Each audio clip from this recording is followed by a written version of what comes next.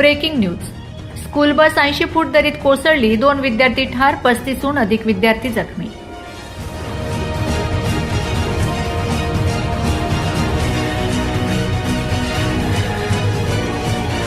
नंदुरबार जिल्ह्यातल्या अक्कलकुवा तालुक्यातील देवगुई घाटातल्या अंमलीबारीजवळ विद्यार्थ्यांना घेऊन जाणाऱ्या शालेय बसचा भीषण अपघात झालाय. या अपघातात बस दरीत कोसळून एक विद्यार्थी ठार झाला असून जवळपास 30हून अधिक विद्यार्थी जखमी झाले आहेत.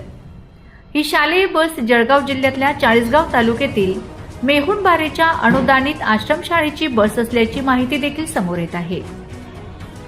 नंदुरबार जिल्ह्यातल्या अक्कलकुवा आणि मोलगीला जोडणाऱ्या देवगुई घाटात आज शालेय बस दरीत कोसळून भीषण अपघात झाला आहे.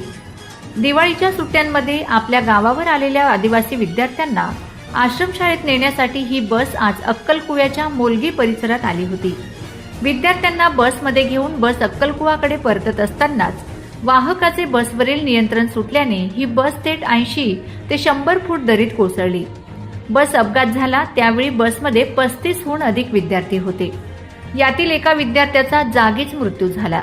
अपघातानंतर स्थानिकांनी दरीत जाऊन मदतकार्य करत विद्यार्थ्यांना बाहेर काढले. यानंतर जखमी विद्यार्थ्यांना उपचारासाठी अक्कलकुवा ग्रामीण रुग्णालयात दाखल करण्यात आले आहे. यातील 2 ते 3 विद्यार्थ्यांची प्रकृती गंभीर असल्याचं देखील बोललं जात आहे. दरीत कोसळलेली ही बस जळगाव जिल्ह्यातल्या चाळीसगाव तालुक्यातील मेहुणबारे गावातील अनुदानित आश्रमशाळेची बस असल्याची माहिती समोर येत आहे. या अनुदानित आश्रमशाळेने आज 2 बस विद्यार्थ्यांना आणण्यासाठी पाठवल्याचं बोललं जात आहे. यातील एका बसचा अपघात झाला आहे. अपघात झालेल्या या बसमध्ये मुली आणि लहान बालकांचा समावेश असल्याचं देखील समजतंय.